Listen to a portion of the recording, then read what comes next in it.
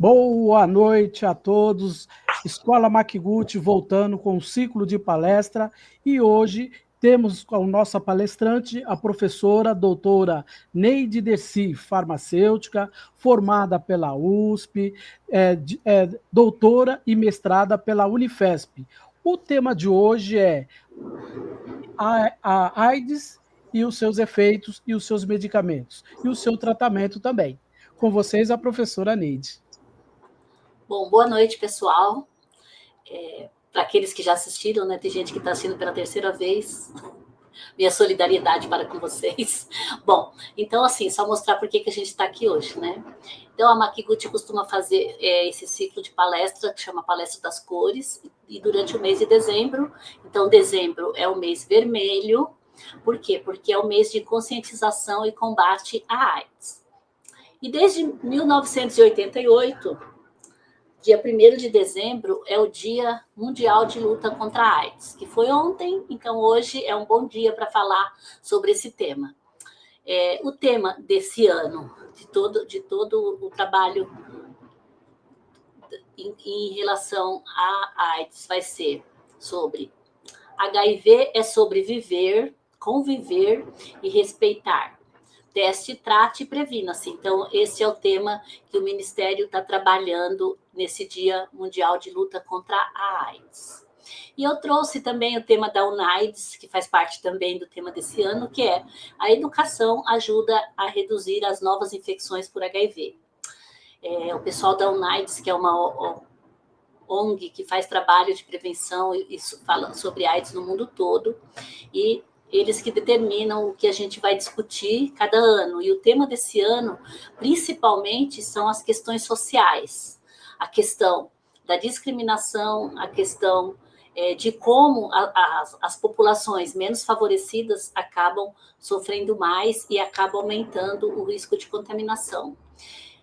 E pensando também nessa questão, então, do tema, que é HIV é sobre viver, mas principalmente sobre conviver. Então, conviver é viver com as outras pessoas. E conviver é importante que tenha o respeito. Então, conviver e respeitar. A AIDS, ela traz toda uma história e todo um preconceito desde o seu início, porque começou a segregar algumas pessoas como se só elas tivesse, e até hoje a gente ainda trabalha, as pessoas ainda têm muito preconceito em relação ao HIV, em relação à AIDS. Então eu trouxe a educação, porque eu acho que só a orientação, só a gente sabendo mais, é que a gente vai conseguir diminuir a questão do preconceito e assim reduzir as novas infecções por HIV. Então, basicamente, esse é o tema desse ano que a gente vai trabalhar. E assim, o tema AIDS, por que eu venho falar sobre AIDS? Primeiro, eu sei um pouquinho porque eu trabalhei durante 5 anos, eu trabalhei de 96 até 2001 no programa de prevenção, eu trabalhava no CTA, e a gente fazia, então, a prevenção das IST. CTA é Centro de Testagem e Aconselhamento da Prefeitura, e na época a gente só tinha um aqui na cidade de São Paulo, e a Prefeitura inaugurou mais 7. Hoje a gente tem vários, inclusive tem um aí perto do terminal da cidade de Tiradentes, que trabalha a questão da prevenção de STIs e fazem a testagem. É um tema que todo mundo, eu sei que não é uma novidade, então as pessoas sabem muita coisa, mas eu não me importo de estar sempre repetindo, porque as pessoas, mesmo sabendo bastante coisa, elas sempre têm muitas dúvidas, então eu estou aqui para tentar esclarecer um pouquinho sobre isso, e espero sair daqui hoje com vocês um pouquinho mais orientado, né, sobre a questão. Nós somos profissionais da saúde, todos os nossos alunos que estão presentes na minha palestra, quem não é ainda, um dia vai ser profissional da saúde. Então, é muito importante para a gente estar sabendo algumas coisas. E o tão importante, eu coloquei como, assim, alguma coisa para a gente pensar do início, né? Então, como eu falei que esse ano a gente está trabalhando mais essa questão social da discriminação, eu trouxe uma lei que existe aqui no Brasil, que fez 10 anos agora em outubro, é a Lei 2.984, de 2014, e essa lei, ela tornou a discriminação contra pessoas vivendo com HIV ou AIDS um crime. Tá? Então, a norma prevê punição de reclusão de 1 a 4 anos, a lei, e multa em casos de conduta discriminatória contra pessoas vivendo com HIV ou AIDS. E aqui como exemplo, recusar ou impedir a permanência de estudante em estabelecimentos de ensino. Nós somos uma escola pública, somos uma escola de saúde, então é muito importante que a gente saiba disso. Negar, exonerar ou demitir de emprego. Então, se vocês forem sofrer algum tipo de discriminação por conta de ser uma pessoa vivendo com HIV, pode entrar com uma solicitação e pode pedir a punição. Divulgar a condição de pessoa com HIV ou AIDS com o intuito de ofendê-la e recusar, esse daqui vale muito para a gente, que é profissional da saúde, recusar ou retardar atendimento de saúde para a pessoa por conta dela ser portadora do vírus HIV. Então, essa lei, ela fez 10 anos em outubro, ela está valendo, e para a lei, vocês sabem que não adianta alegar ignorância. Então, se incorrer em alguns desses termos, pode ser preso. Eu trouxe para vocês também, assim, alguns dados, né, só para a gente ter uma ideia. A AIDS, ela ainda é considerada uma pandemia, porque ela atinge o mundo inteiro, principalmente, e tem muito a ver também com o desenvolvimento, e é claro que as pessoas, os países, quanto mais subdesenvolvido, maior é a prevalência da infecção. Tem gente que, quando a AIDS começou, o pessoal falava assim, não, HIV e AIDS é doença de país, igualou todo mundo por cima, é doença de país de país desenvolvido. Isso não é verdade. Ela realmente, a gente tem o HIV, tem a AIDS em todos os níveis de desenvolvimento, porém a vulnerabilidade para a contaminação ela é muito maior nos países subdesenvolvidos. Como exemplo, a gente tem o continente africano, onde em alguns países a contaminação ela chega a 60% da população. Então, realmente, é bastante alto e tem, sim, a ver com desenvolvimento, com informação, com tudo isso. Nós temos hoje no mundo, esses dados são de 2023, né, que fechou 2023, vivendo com HIV/AIDS, quase 40 milhões de pessoas, então tem 30.900 milhões de pessoas que vivem com HIV. Desse total todo, a gente tem em tratamento antirretroviral, que é o tratamento para combater o vírus HIV, a gente tem 30 milhões e 700 mil pessoas, 723, em tratamento. O tratamento é muito interessante porque ele mantém a carga viral baixa, e aí, em alguns pacientes, e aí diminui o risco de contaminação. Então, o tratamento passa a ser extremamente importante agora. As novas infecções, em 2023, a gente teve uma diminuição geral do número de novas infecções, mas ainda é alto, é 1,3 milhão de pessoas ainda que se contaminaram em 2023 com HIV. E, em 2023, 630 mil óbitos estão relacionados ao HIV. Então, é uma situação ainda bastante preocupante. No cenário nacional, eu trouxe alguns dados também, e a gente tinha, né, em 2023, 920 mil pessoas vivendo com o HIV/AIDS. Dessas 920, 770 mil em tratamento.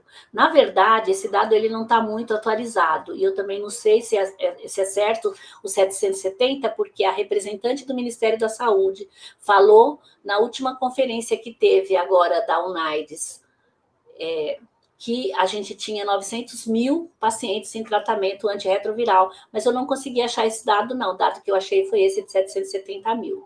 Espero que a gente tenha realmente uma porcentagem um pouco maior. Como eu disse, o tratamento ele é importante, porque ele também auxilia na prevenção. O ano passado, a gente teve de novas infecções, em 2023, 16.281, a última palestra que eu fiz, eu de vez em quando faço nessas palestras sobre HIV, e a última palestra que eu fiz sobre HIV foi em 2021, em dezembro de 2021, e outros dados de 2023, não, de 2020. E comparando os dados de 2020 com esse daqui de 2023, eu não lembro mais o número correto, mas eu tenho certeza que tinha pelo menos, era 32 mil e alguma coisa de novas infecções. Então, esse número nos últimos 3 anos, ele caiu pela metade, mas principalmente no último ano ele teve uma queda bastante significativa no número de novas infecções. As mortes relacionadas ao HIV também, eu só achei os dados de 2022, eu não consegui achar de 2023, não estava liberado no sistema. Em 2022, a gente ainda teve 10.994 óbitos que estavam relacionados ao HIV. Como vocês viram, a gente está diminuindo o número de novas infecções, a gente tem muita gente em tratamento, mas a gente ainda tem bastante mortes por HIV. E eu sempre trago, né, lembrando do lacinho ali, né, que é o símbolo da AIDS, mas eu sempre trago também uma informação que eu sei que fica um pouco meio batida, mas a gente traz sempre, e a informação da diferença entre o que é o HIV e o que é a AIDS. Então, o HIV é o vírus, é o causador, né? Então, a gente chama ele de um vírus da imunodeficiência humana. Então, é o vírus que vai causar a imunodeficiência. Imunodeficiência é porque esse vírus, ele ataca principalmente células do sistema imunológico, que são os linfócitos T, chamados também de CD4, são as células que ele tem preferência para estar parasitando, e quando a gente tem uma diminuição dessas células imunológicas, a gente vai ter uma imunodeficiência. Então, é o vírus que causa, em nós humanos, uma imunodeficiência. A AIDS é uma síndrome, e a síndrome é o seguinte, esse vírus causando essa imunodeficiência é que pode causar essa síndrome. O que é síndrome? Síndrome é um conjunto de sinais e sintomas. Então, quando eu tenho uma gripe, eu tenho uma síndrome, porque eu tenho febre, dor no corpo e um monte de outros. Então, eu tenho sinais e sintomas, eu tenho dor. Então, a gente chama de síndrome. Então, no caso da AIDS, é a mesma coisa. Eu vou desenvolver uma síndrome, ou seja, uma série de sintomas causado por conta da minha imunodeficiência, que eu adquiri por conta da contaminação pelo vírus HIV. As pessoas também têm muita curiosidade, né, e vivem às vezes me perguntando da onde surgiu o HIV. Ah, professora, por que o HIV é vírus humano? Então, é diferente da imunodeficiência humana. O pessoal fala, não, mas não veio do macaco, por quê? Alguém foi lá e transou com o macaco? Ou então tem aquela sempre teoria da conspiração. Não, isso daí foi algum pessoal que usou como arma biológica e aí fez uma modificação, tá? Então, a gente não sabe de direito o que aconteceu. Mas o mais comum e o que eu acredito que tenha acontecido é o seguinte: a gente tem na natureza, os vírus, ele faz parte da natureza, eles são micro-organismos muito simples e que faz parte da natureza. E eles precisam sobreviver. E para sobreviver, muitas vezes, eles precisam se adaptar ao meio ambiente. E a gente faz o que com esse meio ambiente? A gente vive modificando esse meio ambiente. Então, numa dessas modificações do meio ambiente, esse vírus, que era um vírus que ficava lá no meio do mato, no macaco, com outros seres, parasitando outros seres, esse vírus se diferenciou e se transformou no que a gente conhece hoje como HIV. Eu acredito não só nisso, como em várias outras doenças, ou virais, ou mesmo microbiológicas que a gente tem, né, ou parasitária, que é isso que acontece. Quando a gente altera o meio ambiente, a gente promove alterações, como o vírus é um ser muito simples de ser alterado, porque ele é uma estrutura muito simples, então essas alterações acabam criando essas doenças, assim como o HIV, assim como o Covid e outras doenças, porque justamente, então, quem é o culpado? O culpado somos nós, porque nós somos os seres os mais, a gente se considera, né, o suprassumo do planeta, então a gente modifica o que a gente quer e depois tem que arcar com as alterações dos micro-organismos também, porque na verdade todo mundo só quer uma coisa, sobreviver. Isso acontece com a gente e acontece com eles também. Então eu acredito mais nessa origem do que nessas origens que o pessoal cria às vezes na cabeça de alguém, né? Bom, então, voltando aqui, não posso viajar muito não, senão essa palestra vai terminar que horas? Meia-noite? Não dá, né?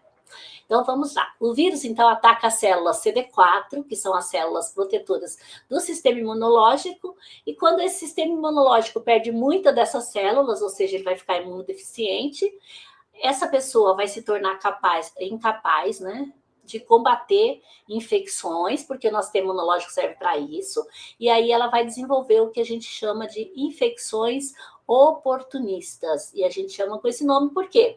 Porque são infecções causadas por micro-organismos que aproveita da oportunidade que o nosso sistema imunológico está em baixa. Tá? Então, por isso chama de infecção oportunista.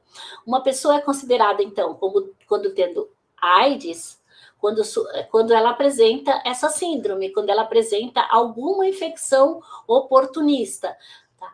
Então, quando não, a gente fala que é uma pessoa vivendo com HIV. Tem gente que chama de portador do vírus HIV e não que ela está com AIDS. AIDS é a partir do momento.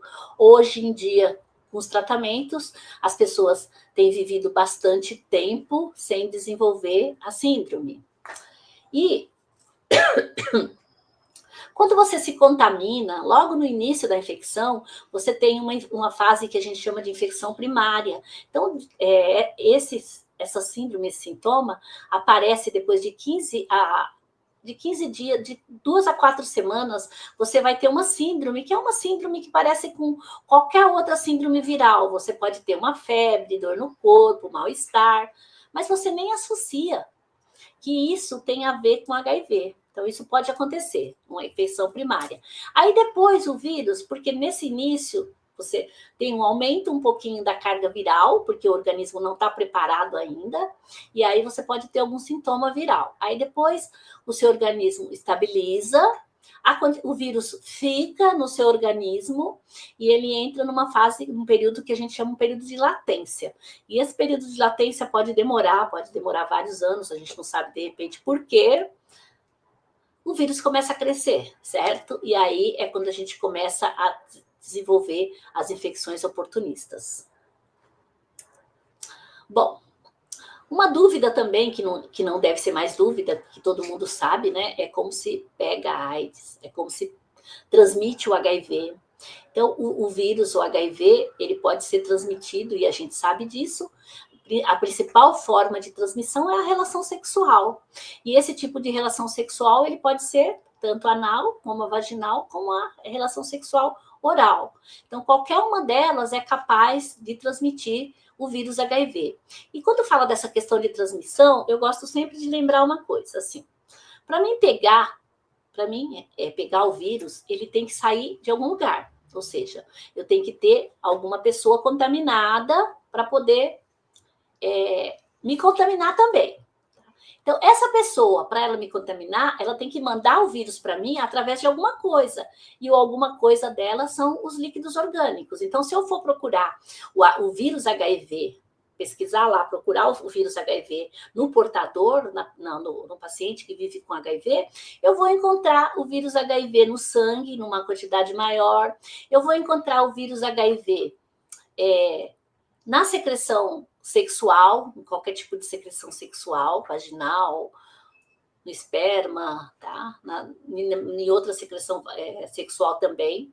Eu vou encontrar na saliva, mas na saliva a quantidade de vírus não é suficiente para contaminar alguém. Eu precisaria de 3 litros de saliva, então haja beijo, tá? Então, por isso que o beijo não contamina.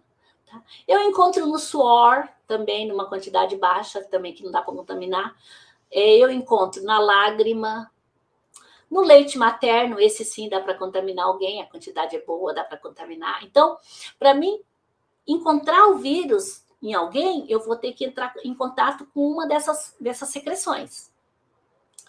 E esse vírus que sai dessa pessoa através dessa secreção, ele tem que adentrar o meu organismo. E ele vai entrar no meu organismo como?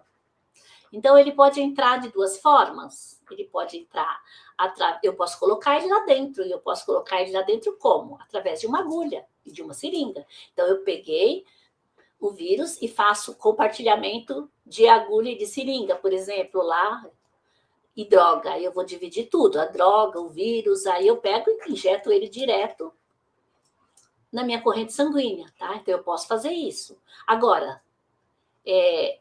eu posso também colocar ele para dentro através de um corte ou de uma ferida que eu tiver. Se eu dividir a minha pele faz parte do sistema imunológico, então ela está aqui para me proteger. Normalmente, se eu tiver a pele íntegra, ele não vai deixar o vírus entrar.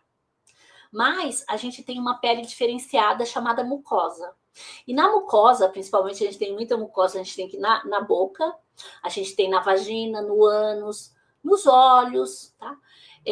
Na glande do pênis, a gente tem mucosa. E a mucosa, ela é extremamente vascularizada. Como ela é bastante vascularizada, ela é pronta para absorção de algumas substâncias. Então, o vírus, ele pode penetrar no nosso organismo através da mucosa. Por isso que você pode pegar na relação anal, na vaginal e na oral, porque em todas elas você vai ter contato com mucosa, então você pode se contaminar. É claro que se eu tiver uma IST, e eu posso ter ferida, eu posso ter rompimento da minha pele, o rompimento do tecido, eu vou facilitar essa entrada. Então, por isso que a gente, quando trabalha a prevenção, a gente trabalha a prevenção do HIV e das ISTs, porque IST normalmente causa ferida, corte, alguma lesão, e essa lesão facilita a entrada do vírus. E também porque se a pessoa pegou uma IST, significa que ela não usa preservativo. Então, se ela pegou outra IST, ela também pode pegar o HIV. Então, quando a pessoa tem algum sintoma, alguma IST, o risco dela se contaminar pelo HIV aumenta 20 vezes em relação a uma pessoa que não tem uma IST. Tá? Então, por isso a gente trabalha as duas coisas juntas. No sangue, então, a gente pode pegar através do compartilhamento de material perfuro-cortante, então agulha. O HIV, ele surgiu na década de 80. Então, aqui no Brasil, o primeiro caso de HIV que foi diagnosticado foi em 82.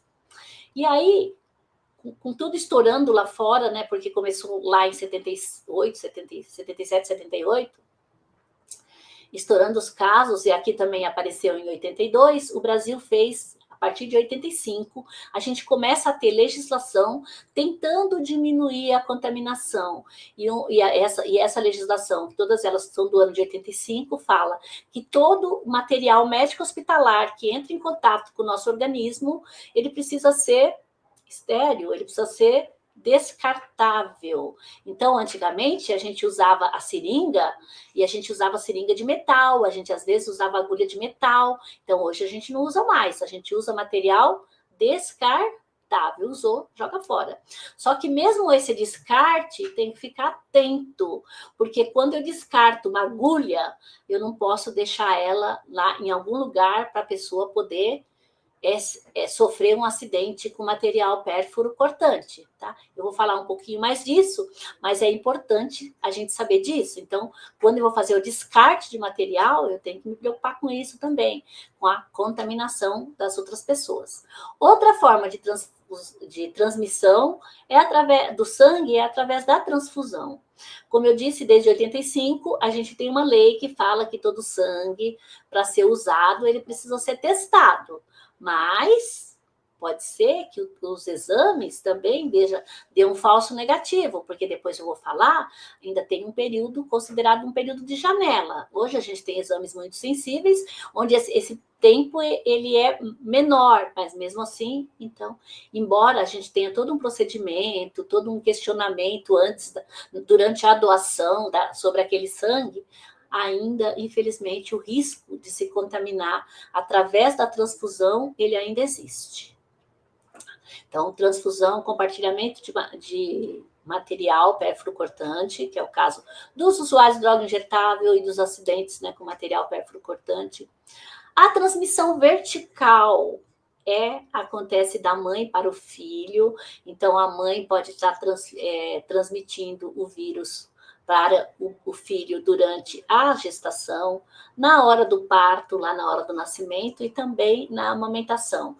Mas esse tema também eu vou falar um pouquinho mais quando eu falar de prevenção. certo? Então, por que é interessante? A professora sempre repete, né, em todas as palestras que ela faz sobre HIV/AIDS, ela fala sobre essas formas de transmissão. Primeiro, porque as pessoas ainda têm algumas dúvidas, mas mais importante é para as pessoas saberem como não se pega o HIV, tá? Então, eu não pego HIV no contato com as pessoas, no abraço, né? Ficar junto com elas, apoiar esse tipo de coisa. Então, a gente não tem por que ter preconceito. E quanto mais orientação a gente tiver, menos preconceito a gente vai ter, porque o preconceito tem uma coisa a ver com a ignorância e com o medo. Então, se a gente conseguir quebrar um pouco dessas duas coisas, a gente vai diminuir o preconceito. Para trabalhar a prevenção, então, eu não quero ter HIV, tá? Então, a gente vai trabalhar a prevenção. Então, hoje, o Ministério da Saúde, a gente tem um programa de STIs que é bem legal. E a gente trabalha a questão eles tratam como mandala, porque são várias coisas tão importantes quanto, né? Então, chama-se de prevenção combinada, levando sempre, priorizando as populações chaves, que eu vou explicar daqui a pouco o que é, e as populações prioritárias. Então, esta prevenção combinada, ela exige uma série composta, né, de várias coisas. Por exemplo, então, começando pelo uso do preservativo, tá? Então, usar preservativo masculino, feminino, acompanhado do gel lubrificante. Opa! Calma. Então, o uso do preservativo, tá? Esse vai ser sempre, toda a vida, a gente pode falar de várias formas de prevenção, mas a primeira, a mais importante, a mais barata e a mais eficaz ainda continua sendo o uso do preservativo. Outra coisa hoje a gente considera também como um fator de prevenção é tratar. Então, quando eu trato as pessoas que têm HIV, se eu tratar elas, a carga viral delas, a quantidade de vírus no organismo dela vai diminuir e vai diminuir o risco de contaminação. Então, por isso, o tratamento entra aí na prevenção combinada. É importante tratar todas as pessoas vivendo com HIV/AIDS. Agora, para tratar, a pessoa precisa saber que tem. E para saber que tem, ela precisa fazer o teste. Então, também faz parte da prevenção combinada a testagem para o HIV, para as ISTs, as outras ISTs, e também para as hepatites virais, até porque as hepatites virais a gente tem hepatite B e hepatite C, que são graves e têm a mesma forma de contaminação, que é através de sangue e relação sexual. A hepatite B, que é muito comum, o vírus é bastante resistente. Vocês que vão que trabalhar, quem não já trabalha, mesmo as pessoas que vão trabalhar na área de saúde, precisa fazer a imunização, já que para hepatite B a gente tem vacina, então precisa estar usando a vacina. Para hepatite C a gente não tem vacina, mas a gente tem tratamento. Então é importante para as pessoas fazer a testagem, tanto para hepatite B como para hepatite C, e fazer o tratamento também, porque a gente tem tratamento para hepatite B, que é um pouquinho mais demorado, mas a gente tem tratamento para hepatite C também, que é bastante eficaz. Não é barato, é caro. O tratamento, só para vocês terem uma ideia, o tratamento da hepatite C hoje, ele custa em torno de R$400 mil por cada paciente. Mas o SUS faz, no programa, componente especializado da assistência farmacêutica, o SUS faz e precisa tratar, porque também é uma das metas, tá junto com o HIV, sempre tratar as hepatites virais e diminuir as hepatites virais e o HIV como problema de saúde pública até 2030. Bom, testagem, então, vocês podem ver que aumentou bastante a oferta. Como eu falei, tem aí perto do terminal Cidade Tiradentes, tem o CTA, então lá no CTA tem o teste.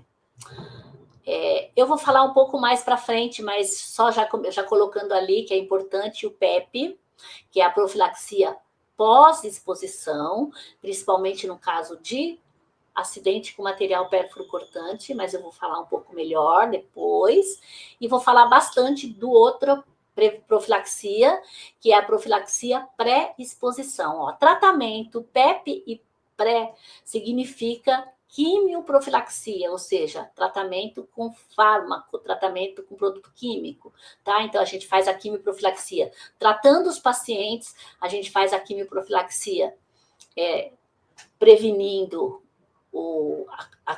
que o paciente desenvolva a doença depois que ele se expôs e dando medicamento para evitar que ele se contamine. Então, a gente tem todos essas formas de prevenção. A transmissão vertical também eu vou falar um pouquinho mais depois. É importante também a imunização, como eu já disse, para o hepatite B, e é legal fazer também para o HPV, porque HPV também aumenta bastante o risco de transmissão, né, porque é uma IST. A redução de danos também, eu vou falar alguma coisinha um pouquinho mais para frente. Diagnosticar e tratar as pessoas com IST e hepatites virais.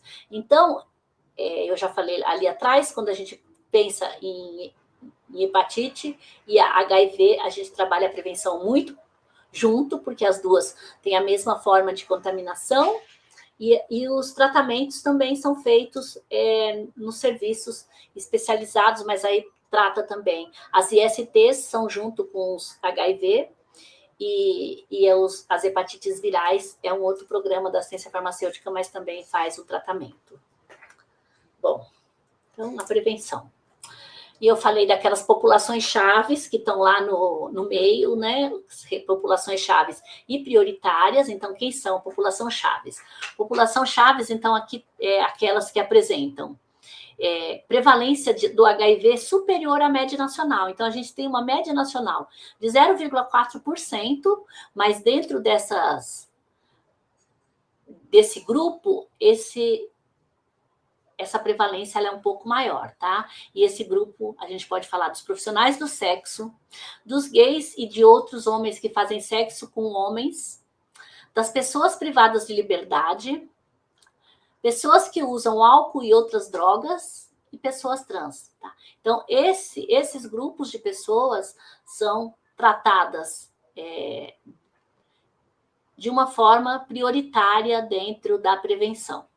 E as populações também que têm prioridade devido à vulnerabilidade, que está mais relacionado às dinâmicas sociais, né? A UNAIDS lá, que eu falei que é aquela ONG, eles fizeram um trabalho e perceberam, né, que essas populações, talvez até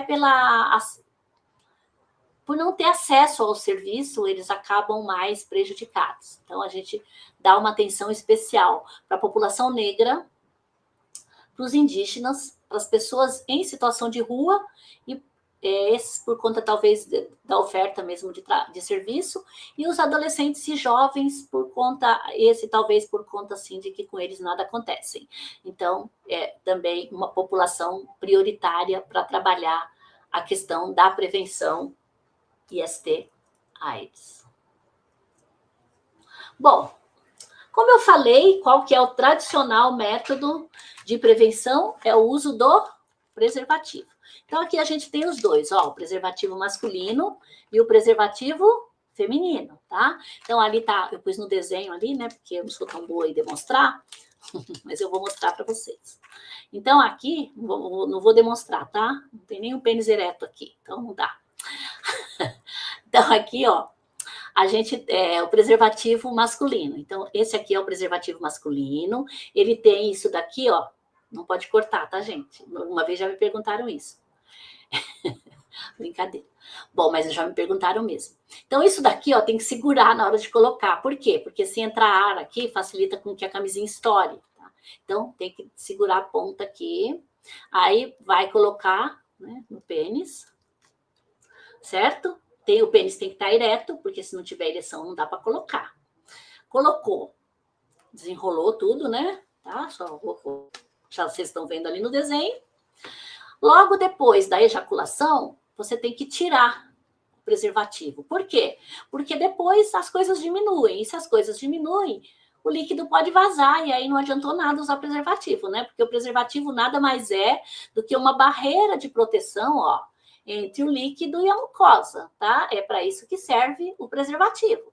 Agora, se ele estourar, a barreira já era, certo? Se vazar por aqui, a barreira também não vai funcionar. Então, isso tem que ficar esperto. Outra coisa, então depois eu vou descartar. Então, dá um nozinho, fecha lá e descarta. Aí, na hora de descartar, também tem que tomar cuidado, gente. Lembra daquele povo que eu falei que pode ter um acidente? Eu falei lá com material pérfuro cortante, mas pode ser também com preservativo, tá? Então, a pessoa pode se contaminar também com preservativo. Então, é legal enrolar no papel direitinho, colocar no cesto de lixo, no lixo, e pensar nisso também depois, quando for descartar o preservativo masculino, tá? Então, aqui a gente tem o preservativo masculino. Também, ele é descartável. Usou, joga fora. Não dá para reaproveitar, não. Não dá para usar do outro lado, não. Ah, e não tem problema não, tá, pessoal? Porque os serviços de saúde fornecem gratuitamente. Então, não tem dinheiro para comprar, não tem problema. Ninguém vai deixar de transar por conta disso. Ó, é só passar lá na unidade e pegar. Aqui a gente tem também, que também fornece o preservativo feminino. Então, o pessoal, tem gente que não gosta, tem gente que não conhece, mas eu faço uma propaganda do preservativo feminino. Ó, só antes de eu falar do preservativo feminino, tá escrito do gel aqui, tá, gente? Então, lubrificação precisa ser gel é a base de água, não pode ser vaselina, não. Nem vaselina, nem cuspe não serve. Tem que ser gel, porque é a base de água. Porque se você usar vaselina, o que vai acontecer? Ela vai reagir com esse material aqui, ó, e aí estoura a camisinha. E aí, então, como eu já disse, a barreira já era, tá? Bom, esse aqui é o preservativo feminino, ó, meninas. Tá aqui o preservativo feminino. Ele tinha uma argolinha antes, mas agora ele tem uma esponjinha. Então, a esponjinha é para facilitar a introdução dele, né? Então, aqui, ó, dobra como se fosse um 8. Coloca assim, geralmente é mais fácil você levantar a perninha, porque aí fica mais fácil de encaixar. Aí depois coloca lá dentro, assim, com os 2 dedinhos. Aí depois, se quiser ajeitar, pode empurrar com o dedo lá. E aí ele vai ficar lá em cima, vai fixar essa parte lá em cima. E essa parte aqui tem que ficar pro lado de fora, né? Dos grandes lábios, certo? E aí, ó, essa parte aqui tem que tomar cuidado só para não entrar, mas não vai entrar não, porque ela é durinha aqui. Bom, por que eu falei que eu faço a propaganda dele? Primeiro, ó, o material dele é muito mais resistente. Então, não corre tanto risco de estourar como o preservativo masculino. Esse daqui é bem mais resistente. Ah, e tem uma vantagem. Vocês já podem sair de casa com ele pronta, já sai de casa pronta, já sai vestida. Por quê? Porque o preservativo masculino, que vocês estão vendo ali em cima, ele precisa de ereção. Esse daqui não. Então, já dá para pôr antes, até 6 horas antes vocês podem colocar. Então, vou para o fluxo, já vou pronta, já vou chegar lá pronta, certo? Então, tem essa vantagem. Outra coisa, gente, por que eu sou a favor do preservativo feminino? Porque, assim, a gente ainda tem toda a questão de gênero, essa questão de poder entre o homem e a mulher. Então, quando a gente pensa no preservativo feminino, a gente pensa no empoderamento feminino. Porque quando a gente tem o nosso preservativo, muitas mulheres têm problema para negociar o uso do preservativo. E esse daqui não, esse aqui é seu. Você pode usar ele. A gente fala, mas é feio. É muito parecido com o masculino. O masculino também não é bonito, tá? A gente não quer beleza, a gente quer praticidade. Então, eu já falei, ó, então vantagem é seu, você não precisa depender deles para poder estar tendo um método de prevenção, é seu, empoderamento feminino. É resistente, não estoura fácil. Você pode sair de casa preparada, certo? E tem mais, gente, ainda tá vendo isso daqui, ó, essa que fica pro lado de fora? Ela massageia o clítoris. Aí pode dar algo mais prazer, tá? Então, eu sou muito a favor da camisinha feminina. Eu sei que tem muita gente que fala, não gosto, é feia, mas nunca usou. Então, acho que vocês têm que experimentar. Depois que experimentou, aí não gostou, já é outra história. Mas experimenta. Eu tenho certeza que depois que vocês verem o poder, vocês vão gostar, tá? Então, falando de preservativo. Depois vocês me perguntem no finalzinho lá. Se tiver mais alguma coisa, eu explico. Eu sou tímida, mas eu falo. Outra coisa que a gente discute é a questão da redução de danos. Tá? Então, a redução de danos é para tentar diminuir os danos, como o próprio nome já diz. Então, a gente no âmbito da prevenção às ISTs e ao HIV e às hepatites virais, as ações de redução de danos, então, são voltadas principalmente às pessoas que usam álcool e droga, porque apresentam uma vulnerabilidade. No caso do álcool, porque as pessoas, quando estão alcoolizadas, não sabem o que faz, não lembram de usar preservativo, não lembram de usar nada. De outras drogas, por conta até das drogas injetáveis, as pessoas que fazem uso do silicone líquido e industrial e a questão dos hormônios. Então, e tem por objetivo evitar a transmissão. Então, promove o quê? Melhoria da qualidade de vida e garantir o acesso. E essas ações, elas vão variar desde a oferta de insumo, então a gente pode estar fornecendo agulha, seringa, o preservativo, para prevenir a transmissão sexual ou parenteral, que é aquela com agulha, por meio de intervenções comportamentais. Então, isso é sempre importante, gente. Tem gente que fala assim, não, tá trocando a seringa, tá estimulando o sujeito a usar droga. Não.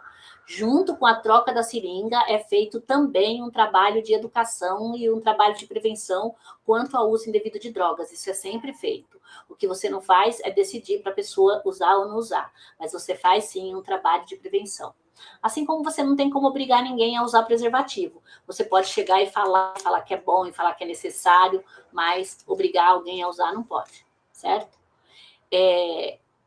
Então, até intervenções estruturais, quando a gente pensa em intervenções estruturais, é mudando o sistema, então mudando a questão do acesso à saúde, dos preconceitos, do estigma, das diferenças e tudo isso. Eu fiquei de falar sobre o PEP, né? Então, PEP é o quê? É a profilaxia pós-exposição ao HIV. Então, eu tive um acidente com material pérfuro-cortante, aí eu vou precisar usar o PEP, aí eu corro lá. Então, o PEP é o quê? Profilaxia pós-exposição, e é feito com o uso de medicamento antirretroviral. Atualmente, o que a gente está usando são esses 3 fármacos. Eu falo atualmente, porque pode ser que mude algum tempo, porque é questão de protocolo, pode ser que mude. Mas, por enquanto, o que a gente tem usado no acidente com material pérfuro-cortante, na violência sexual, ou mesmo quando aconteceu algum acidente, ou seja, o preservativo estourou, o meu parceiro é HIV positivo, eu não sou, aí, ou aconteceu, tive uma transa sem camisinha, aí eu vou na unidade e conto a minha história e peço para usar o PEP. Então, o que é o PEP? A profilaxia pós, como eu já disse, é feita com medicamentos, são 3 medicamentos, então a gente tem aqui o tenofovir, a lamivudina e o dolutegravir. Então, são 3 fármacos. A duração do PEP, então eu uso por 28 dias, mas o que é importante? É o início. O início, ele tem que ser no máximo, isso é no máximo, tá grifado ali, em 72 horas. Passou de 72 horas, eu não vou mais usar PEP, porque ele não vai mais resolver, tá? Quanto mais cedo, melhor a eficácia. Então, se eu puder usar logo em seguida, depois que eu me furei, ou depois, né, que a camisinha estourou, melhor, tá? Igual pílula do dia seguinte, quanto mais cedo, mais eficaz, tá? Então, o PEP é a mesma coisa. Então, tem que fazer o tratamento por 28 dias. Hoje eu falei também, eu não sei, eu não pesquisei antes, mas antigamente a gente tinha, em todos, era para ter, né? E eu acredito que deva ter, pelo menos em alguns, mas era para ter em todos os pronto-atendimentos da rede, era para ter o kit para atender acidente com material pérfuro-cortante, violência sexual, principalmente esses 2, né, ou mesmo um acidente durante o uso do preservativo, era para atender, porque é um serviço de emergência. Chegou no hospital, passou pelo médico, o médico tem que preencher uma folha, fazer a prescrição do PEP e o pessoal teria que fornecer o PEP para, no mínimo, 3 dias, porque é o tempo, vamos supor, foi no final de semana, foi à noite, que é o tempo da pessoa ir até o centro de referência IST-AIDS, que é onde dispensa os medicamentos, e passar lá e pegar o tratamento para completar os 28 dias. Tá? Então, isso é importante para todos vocês. Então, é importante, por exemplo, para o pessoal que vai trabalhar no consultório do dentista, porque vira e mexe, acontece algum tipo de acidente com pérfuro cortante, tá? Então, precisa saber disso, que precisa ser urgente, precisa fazer rapidamente o PEP. O pessoal da farmácia precisa ter essa sensibilidade de saber que esse tipo de medicamento é um medicamento de emergência. O pessoal da gerência, esse pessoal também que mexe com a gerência, que mexe com a parte administrativa, precisa priorizar alguns serviços, né?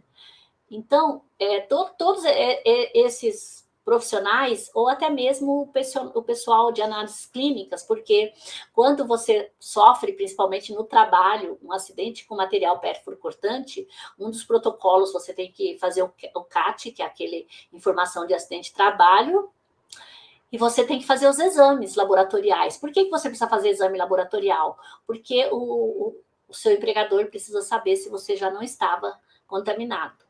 Tá? Então, aquele exame que você faz logo depois do acidente, tem todo um protocolo para fazer, é para saber se você não se você já estava contaminado. Aquilo lá é que vai garantir que, se depois você tiver problema, você possa comprovar que esse problema surgiu durante o acidente. Tá? Então, isso é importante.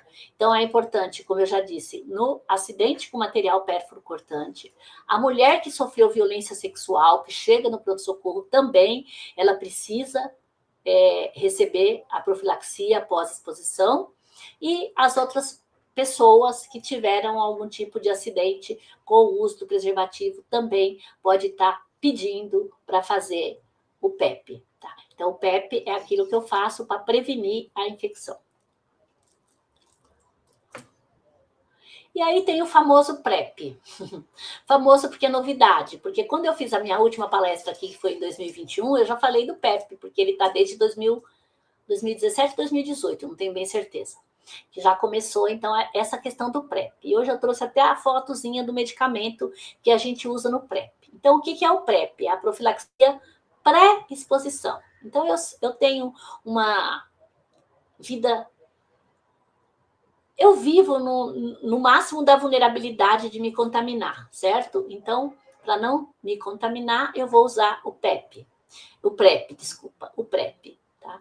Então, o que a pessoa chegou lá na unidade, eu quero usar o PrEP. Aí o sujeito vai falar para ele assim, tá bom, você quer usar o PrEP? Então, primeiro de tudo, nós vamos fazer um exame laboratorial. Qual exame laboratorial que eu vou ter que fazer? Você vai fazer um teste de HIV. Por quê?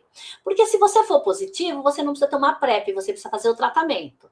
Tá? Então, a primeira coisa que se faz para quem quer usar o PrEP, ele pode ser dois tipos, ou contínuo ou sob demanda.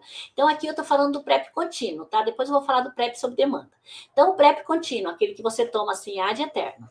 Você chegou lá, pediu, o médico vai pedir para você fazer um exame laboratorial para saber se você não tem o HIV. Se você não tem o HIV, mas eu quero usar o PrEP. Tá bom, então você vai ter que fazer um outro exame. Qual que é esse exame, doutor? Você vai fazer um exame de creatinina. Para que serve um exame de creatinina? Serve para ver como é que está o seu rim, tá? O funcionamento do rim. Ah, tá legal. Tá, foi lá, o exame de HIV negativo, o exame de creatinina, tá tudo bem. Aí ele vai fazer uma avaliação para ver se realmente você precisa.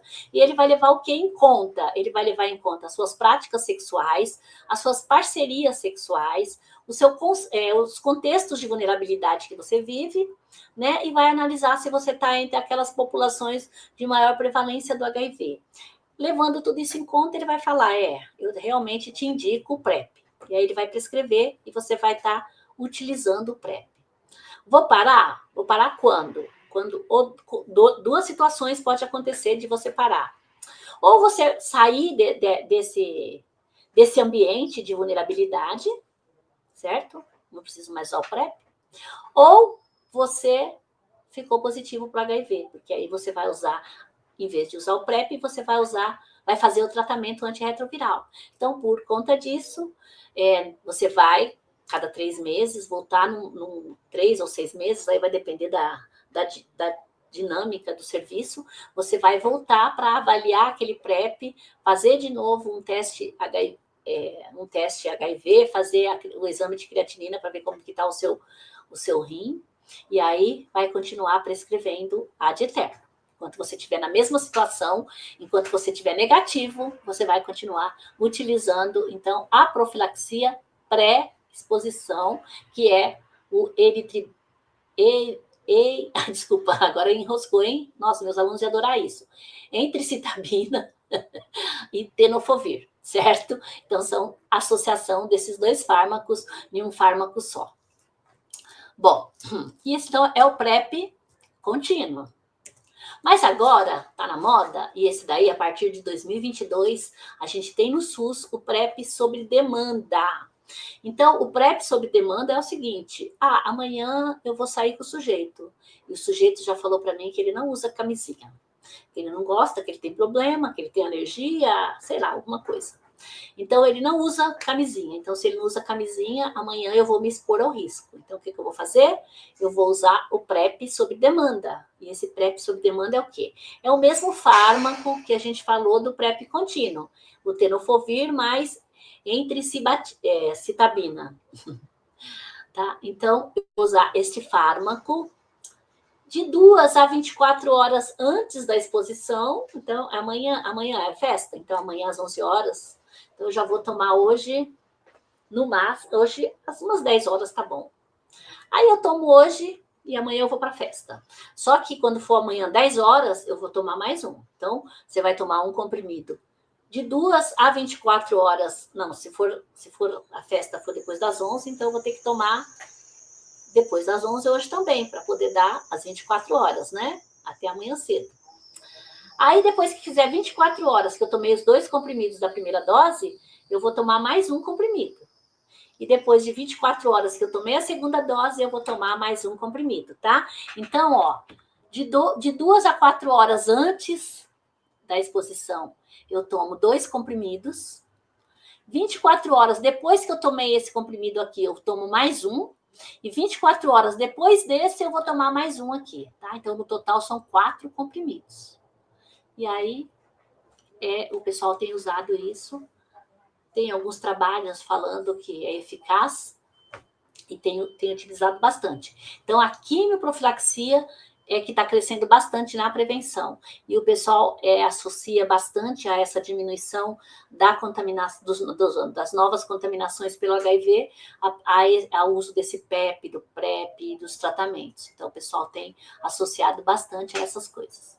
Bom, então, para o PEP contínuo, a gente tem alguma promessa para vir. Então, a gente tem um medicamento chamado lenacapavir. O lenacapavir é uma injeção de depósito, ou seja, fica depositada no nosso músculo e vai liberando gradativamente. Então, ele fica lá e eu só preciso tomar uma a cada 6 meses. Ou seja, 2 por ano. Então, dá para fazer PrEP com lenacapavir? Dá. Mas só que eu não consigo fazer, por quê? Porque é muito caro. Só para vocês terem uma ideia, vocês sabem quanto que custa uma ampolinha dessa? Em torno de 240 mil reais. Ou seja, está 238 e alguma coisa, mil. Então, a gente não tem, o governo não tem como bancar esse tratamento. Mas a gente tem um acordo que tem na Organização Mundial do Comércio, como a gente faz tratamento gratuito para os portadores de HIV. Então, os medicamentos que são lançados, e esse medicamento já está sendo usado por aí, em alguns locais, como antirretroviral já, no tratamento do HIV também. A gente tem um acordo de que a gente quebra a patente dos medicamentos depois de 3 anos. Sempre tem briga, mas o Brasil ainda tem esse acordo. E depois de 3 anos, quebrou a patente, a gente começa a produzir nos nossos laboratórios oficiais o genérico do medicamento. Tá? Então, eles estão esperando quebrar essa patente desse medicamento para a gente começar a produzir o genérico. Também não é barato. O genérico vai ficar, e já fizeram os cálculos mais ou menos, em torno de 600 reais. Também não é barato, mas pensa bem, é 600 reais por 6 meses. Então, compensa, tá? 100 reais por mês de investimento. E aí, ele vai ser usado, muito provavelmente, como os futuros PrEP da vida, tá? Então, principalmente o contínuo lá. Então, a profilaxia pré-exposição contínua, aí a gente vai fazer com lenacapavir, mas isso é quando a gente for um pouquinho mais rico, certo? Ou um pouquinho mais para frente e torcer para o Brasil, por enquanto, não quebrar esse acordo que tem com a Organização Mundial do Comércio e continuar quebrando as patentes dos medicamentos para o tratamento do HIV com 3 anos, porque isso tem garantido que a gente tenha tratamentos antirretroviral de qualidade, ou seja, bem com fármacos sempre novos também. Bom, e se o teste for positivo para o HIV durante a gestação, tá? Então é um problema. Eu falei que a mãe ela pode transmitir para o bebê através da transmissão vertical. Faz parte do pré-natal, então no pré-natal é solicitado o exame para o HIV, e a mulher que fez, e se esse exame, ela não sabia que era positivo, se esse exame deu positivo, a partir daquele momento ela vai começar a fazer o tratamento antirretroviral.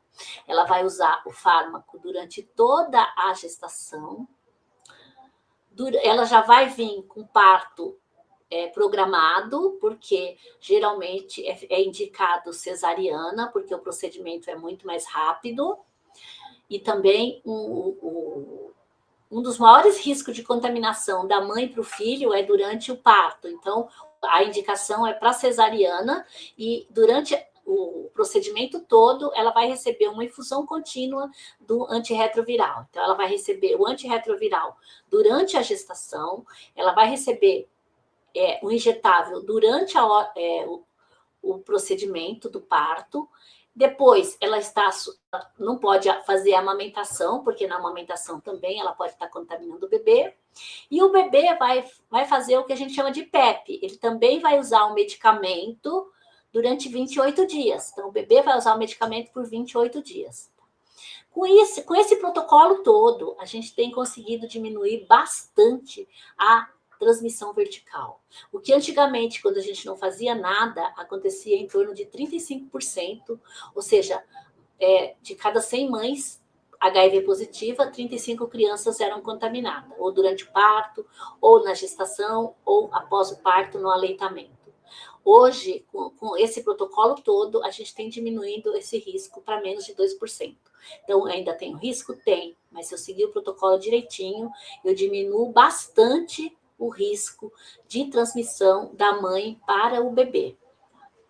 Agora, eu coloquei um lembrete aqui, importante. Mulheres com diagnóstico negativo para HIV, durante o pré-natal ou parto, devem utilizar a camisinha, tá? Durante o parto não dá, né? Mas durante a gestação, acho que ficou melhor, essa frase não ficou bem legal, tá? Por quê? Porque assim, eu falei para vocês que você tem um aumento, você tem sintoma logo que você se contamina com o vírus. Então, logo que você se contamina, o vírus ele cresce um pouquinho na sua corrente sanguínea. E isso vai facilitar a contaminação do bebê. As pessoas, elas não se preocupam em usar preservativo quando está grávida. Por quê? Porque fala, grávida eu não vou ficar de novo. E muitas das vezes a gente usa preservativo para não engravidar. Então, se eu já estou grávida, para que eu vou usar preservativo? Certo? Só que se eu pegar um HIV durante a minha gestação, o risco de contaminação do bebê é bastante grande. Tá? Então, por isso é indicado usar preservativo. Então, só durante a gestação, também durante o aleitamento materno, né? Tá? Também precisa usar o preservativo para prevenir a infecção. E quando eu falo que é legal usar preservativo, eu estou pensando no HIV, mas também tem um monte de outros ISTs, principalmente a sífilis, né? Que a sífilis que prejudica bastante o bebê se a mãe adquirir durante a gestação. Agora, os exames que a gente faz para saber se a pessoa tem, para diagnosticar se ela tem HIV, é sempre a sorologia, ou seja, a base de anticorpos. Então, se eu fizer um exame anti-HIV, 100% das crianças que são filhas de mãe mãe HIV positiva, elas vai dar sorologia positiva. Por quê? A mãe pode não passar para o bebê o vírus, mas os anticorpos ela passa. E como os exames vão medir anticorpos, 100% desses bebês, a sorologia vai dar positivo, porque a mãe passou os anticorpos. Tá, mas como eu sei que o bebê se contaminou ou não? Bom, antigamente, quando a gente não tinha muitos exames, a gente só podia saber depois de 18 meses. Porque depois de 18 meses, 1 ano e meio, 2 anos, o bebê já tem o seu próprio anticorpo e aí dá para mim saber se ele se contaminou ou não contaminou. Mas como hoje a gente tem alguns exames que dá pelo menos para a gente achar que está tudo bem, a gente faz eles. Então, espera 1 mês, a criança completar 1 mês, aí faz a carga viral dele. Se a carga viral dele tiver indetectável, ele pode dar indetectável ou detectável. Então, supondo que deu indetectável, eu vou esperar mais 1 mês e vou colher outra amostra. Se nessa outra amostra também der indetectável, aí eu vou deduzir que ele não se contaminou. E vou esperar os 18 meses para fazer a sorologia, mais tranquilo, porque ele teve 2 cargas viral indetectável. Muito provavelmente esse bebê não se contaminou. Agora, se no primeiro exame ele der uma carga viral detectável, a mesma coisa, eu vou esperar o segundo exame. Então, depois, quando ele fizer 2 meses, eu vou fazer de novo. E se esse exame der detectável, aí eu vou deduzir que ele foi infectado, que ele está contaminado com o vírus HIV. E aí ele vai ser encaminhado para tratamento e ou acompanhamento específico. Na verdade, os dois vão ficar sobre esse de baixo tratamento, porque é muito mais provável que ele seja HIV positivo. E o de cima vai ficar em acompanhamento até 18 meses. Quando ele tiver a sorologia negativa, ele vai receber alta. O de baixo vai continuar em tratamento com fármaco antirretroviral. Bom, e já que a gente falou de exames, né, para falar dos HIVs, o diagnóstico da infecção pelo HIV, então ele é feito a partir da coleta de sangue, que pode ser a coleta via sangue da veia, né, o sangue venoso, ou digital, que é da ponta do dedo. Esse é geralmente usado para a realização de testes rápidos, esse da ponta do dedo, tá? Ou pode ser teste rápido ou laboratorial. Então, nesses exames, o que a gente pesquisa? A gente pesquisa anticorpo anti-HIV, então é o que a gente chama de sorologia. Então, a pesquisa de anticorpo anti-HIV. E são os exames que são feitos para diagnóstico de HIV nas unidades básicas de saúde e no centro de testagem e aconselhamento. E, às vezes, nessas campanhas que tem por aí. Mas, fora esses exames que fazem a sorologia, a gente tem também a sorologia, a gente tem os autotestes. Aqueles o SUS também fornece gratuitamente e você pode fazer até na sua casa, no seu tempo, quando você quiser. Então, tem os autotestes, os testes rápidos e o exame de laboratório, né? Que aí você faz a coleta e faz o exame, tá? Todos esses exames aqui, o teste é rápido, o resultado sai em 30 minutos, em média. O autoteste também, o resultado sai rápido. Mas o resultado significa o quê? O resultado, quando ele vem negativo, significa que você não tem anticorpos contra o HIV. É isso que significa. A gente tem um período que a gente chama de janela imunológica. Então, o que seria essa janela imunológica? É um tempo onde eu já entrei em contato com o vírus, mas o meu organismo ele ainda não produziu a quantidade suficiente de anticorpo para aparecer no exame. Então, durante esse período de janela imunológica, o meu exame ele pode dar um falso negativo, a minha sorologia para anticorpo, porque o meu organismo ainda não teve tempo de produzir uma quantidade eficaz de anticorpo para aparecer no exame. Hoje em dia, a gente tem melhorado muito a sensibilidade desses exames. Então, essa janela imunológica, ela diminuiu bastante. Quando eu comecei a trabalhar lá atrás, o pessoal falava em janela imunológica de 90 dias. Hoje a gente fala em janela imunológica de 30 dias. Eu sei que tem alguns exames que até promete menos, mas, no geral, a gente fala de uma janela imunológica de 30 dias. Ou seja, hoje é dia 2 de dezembro. Eu fiz o meu exame hoje e ele deu HIV negativo, a sorologia. Significa o quê? Que até dia 2 de novembro, sabe aquele feriado lá do dia 2 de novembro, eu não tinha me contaminado, é isso que significa. Se eu me contaminei nesse período de um mês até agora, pode ser que o meu resultado dê negativo e eu já estou contaminada. Então, o exame ele sempre tem uma validade que a gente chama uma validade retrógrada, ou seja, um tempo atrás, por conta dessa questão da janela imunológica. Por isso que é importante, quando a gente vai fazer a doação de sangue, responder corretamente à entrevista para saber em relação às questões, se você passou por alguma situação de risco para contaminação. Por quê? O banco de sangue, ele até trabalha com resultados, com uma janela imunológica um pouco menor, com resultados mais precisos, mas ainda pode ser que pegue alguma coisa na janela imunológica, por isso que a gente ainda tem pessoas que se contaminam através da transfusão de sangue. Outros exames laboratoriais que a gente faz no caso do HIV, então, principalmente para determinar o prognóstico do paciente. Então, quando o paciente chega lá no hospital, ele é HIV positivo, no hospital não, nos serviços lá de CRT, que é o serviço de referência para tratar as pessoas vivendo com HIV, o médico pede a carga viral, que é feito com RNA viral no plasma, e ele pede a contagem de linfócitos, que é o CD4, às vezes o CD8 também. Quando ele pede isso, o de baixo, que é a contagem de linfócitos, é para verificar como que está as condições do seu sistema imune. Se a sua contagem de linfócitos estiver alta, o seu sistema imune ainda está funcionando bem. E muito provavelmente a sua carga viral vai estar baixa. Agora, se essa contagem de linfócitos está alta, baixa, muito provavelmente a carga viral vai estar alta e vice-versa, tá? Então, esses dois exames é mais como prognóstico mesmo, para saber como é que tá as suas condições. Bom, os exames laboratoriais dentro do programa IST-AIDS, eles são registrados num sistema chamado CICEL. Então, tem o sistema que registra os exames de laboratório. Outros exames que é comum também fazer, né, no pessoal do CRT-AIDS, é a genotipagem do HIV. A gente tem HIV tipo 1 e a gente tem HIV tipo 2. Então, o mais frequente aqui para a gente é o HIV tipo 1.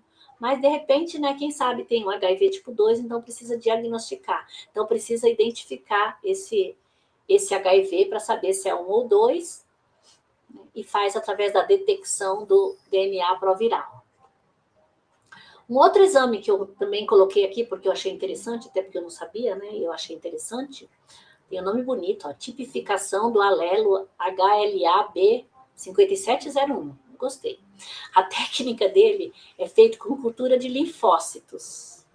E ele serve para quê? Para investigação de sensibilização prévia, quando vai fazer o uso de um antirretroviral chamado abacavir. Tá? Então, esse exame ele é feito dentro da Fiocruz, é a Fiocruz que faz, os laboratórios da Fiocruz, e tem toda uma rotina, né, de coleta, de dia de entrega, para poder estar fazendo esse exame. Normalmente, quando o paciente vai usar ou está usando o abacavir, então aí o médico pode estar solicitando a tipificação do alelo HLA B5701. Então, para diagnóstico, sorologia, para prognóstico, carga viral, contagem de linfócitos, é muito comum hoje as pessoas falarem: eu sarei do HIV. Não sarei. A minha carga viral deu indetectável. Indetectável significa que o RNA viral no plasma, ele está tão baixo que você não conseguiu detectar, certo? Mas o vírus, ele fica dentro da célula, ele não fica só na corrente sanguínea. Então, não dá para dizer que o sujeito que tem uma carga viral indetectável, ele não tem a doença, ele não tem o HIV, ele continua com o HIV. A estratégia global para o HIV/AIDS, né, que é uma proposta do UNAIDS, que fez uma declaração em Paris em 2014 e que foi atualizada em 2021. O que eles querem? Eles querem intensificar ações para acabar com a epidemia de AIDS como uma ameaça à saúde pública até 2030. E foi definida a meta. Então, a meta em 2014, eles definiram uma meta 90, 90, 90 até 2020, mas aí, quando chegou em 2021, eles atualizaram essa meta para 2030, e essa meta é 95, 95, 95. O que seria esse 95, 95, 95? Então, o primeiro 95 é em relação ao diagnóstico. Então, investir, intensificar ações para diagnosticar pessoas vivendo com HIV. Então, quanto mais pessoas diagnosticadas, melhor. Se eu conseguir diagnosticar todo mundo, seria ótimo, mas se eu conseguir diagnosticar, então, 95%, eu atingi a meta global. Dessas 95%, dessas pessoas que eu consegui diagnosticar, se tiver 95% dessas pessoas em tratamento antirretroviral, então esse é o segundo 95 daquela meta de 95, 95. E o terceiro 95 seria dessas pessoas em tratamento antirretroviral, 95% delas apresentassem carga viral indetectável, ou seja, quando eu tenho carga viral indetectável, eles consideram que não consegue transmitir o HIV. Hoje, em números gerais, o Brasil possui, respectivamente, então a questão dos diagnósticos melhorou bastante, a gente atingiu a meta, a gente está com 96% das pessoas que vivem com HIV diagnosticada. A gente tem, só que assim, uma meta que a gente ainda não conseguiu ainda, que está um pouco baixa, é em relação aos tratamentos. Então, desses 96% que a gente tem diagnosticado, só tem 82% em tratamento, e desses 82% que está em tratamento, 95% deles está com carga viral indetectável. O legal, e também só daria para ser legal, se a gente tivesse 95% em tratamento, porque aí esses 95% de carga viral indetectável seria muito mais gente, certo? Mas, mesmo assim, é legal, porque a gente já conseguiu atingir duas metas. Bom, o tratamento. Então, desde 96, o Brasil distribui gratuitamente os antirretrovirais, que são os medicamentos para combater o HIV, a todas as pessoas vivendo com HIV que necessitam de tratamento. O tratamento é por tempo indeterminado, não é a cura, mas o objetivo é a boa qualidade de vida e a diminuição do risco de transmissão. Em 2013, houve uma mudança de protocolo no tratamento. Então, o que acontece? Antigamente, antes de 2013, eu tinha um resultado positivo, ia no serviço, o serviço pedia a carga viral e a contagem de linfócitos CD4. Se a minha carga viral tivesse baixa e a minha quantidade de linfócito T tivesse alta, eu não ia começar o tratamento. Eu só ia começar o tratamento, e aí eu ia só controlando carga viral e número de CD4 e CD8. Quando eu tivesse um aumento da carga viral ou uma diminuição brusca do CD4 e CD8, aí eu ia começar, ou alguma infecção oportunista que estava associada uma coisa com a outra, eu ia começar o tratamento. Isso mudou em 2013. Então, a partir de 2013, não. Se eu tiver um resultado positivo para o HIV, eu já vou começar com o tratamento. E isso modificou por conta da questão da prevenção mesmo, porque hoje a gente quer diminuir o risco de transmissão mantendo a carga viral indetectável, tá? A dispensação desses medicamentos, assim como de outros fármacos também que a gente usa nas infecções oportunistas e todo o serviço, eles são feitos nas unidades de dispensação de medicamentos, que faz parte do componente especializado da assistência farmacêutica. Esse componente especializado é o que o pessoal chama de alto custo, mas é específico dos serviços que fazem atendimento de IST/AIDS. Então, lá tem o sistema também, assim como tem o Cicel, que é do laboratório, a gente tem o de medicamento, que é o Ciclon. Quando o pessoal começa a fazer o tratamento, esse paciente ele é cadastrado nesse sistema chamado Ciclon. E hoje eles cadastram também os PrEP, né? Então, o pessoal que está em uso de PrEP também está cadastrado nesse programa chamado Ciclon. Então, tem um monte de informação lá. O tratamento, gente, falando dos tratamentos. Atualmente, os antirretrovirais disponíveis para o tratamento do HIV, eles são organizados em 6 grupos de fármacos, que são eles: inibidores nucleosídeo da transcriptase reversa, inibidores não nucleosídeo da transcriptase reversa, inibidores de protease, de integrase, de fusão e de entrada. Existem, então, aqui no SUS, cadastrados 22 fármacos em 38 medicamentos, ou seja, apresentação farmacêutica. É necessário utilizar pelo menos 3 antirretroviral, então a gente não faz tratamento com uma droga só, é no mínimo 3, e de 2 grupos desses grupos separados. E como eu sou farmacêutica, eu não posso deixar de falar disso também. Então eu coloquei aqui para a gente falar desse grupo de fármacos. Então, por que eles têm esses nomes aí de grupo de fármaco? E aqui está representado o ciclo de vida do RNA, o RNA, do vírus de RNA. O HIV é um vírus do tipo RNA, o material genético dele que está aqui dentro é o RNA. Esse vírus bonitinho que vocês estão vendo aqui, que é o HIV, quando ele entra na nossa corrente sanguínea, ele tem essas proteínas de superfície aqui, ó, essas azulzinhas, e tem uma chamada P... Ai, caramba. Desculpa. Proteína 120, P120, tá? Então, essa proteína 120 é a que faz ele escolher para parasitar a nossa célula CD4. Por que disso? Porque aqui na nossa célula CD4, a gente tem aqui, ó, na membrana da célula, a gente tem um receptor que funciona tão bonitinho e vai se ligar com essa proteína GP120 aqui. Se ligou, ferrou, né? Aí é um processo que a gente chama de fusão. Aconteceu isso, a fusão, ele vai entrar, liberar o material genético dentro da nossa célula, porque essa aqui é a nossa célula ampliada, que é uma célula de defesa. O material genético é o RNA, ele vai trazer algumas enzimas também. Uma delas que ele traz é uma enzima chamada transcriptase reversa. Para que ele faz isso? Para transformar o RNA dele, se disfarçar de DNA. Se disfarçar de DNA. Se disfarçou de DNA, ele vai se integrar, precisa de outra enzima, para se integrar ao nosso DNA. Se integrou ao nosso DNA, pronto, está montado, começa a produção do vírus, começa a produção do RNA.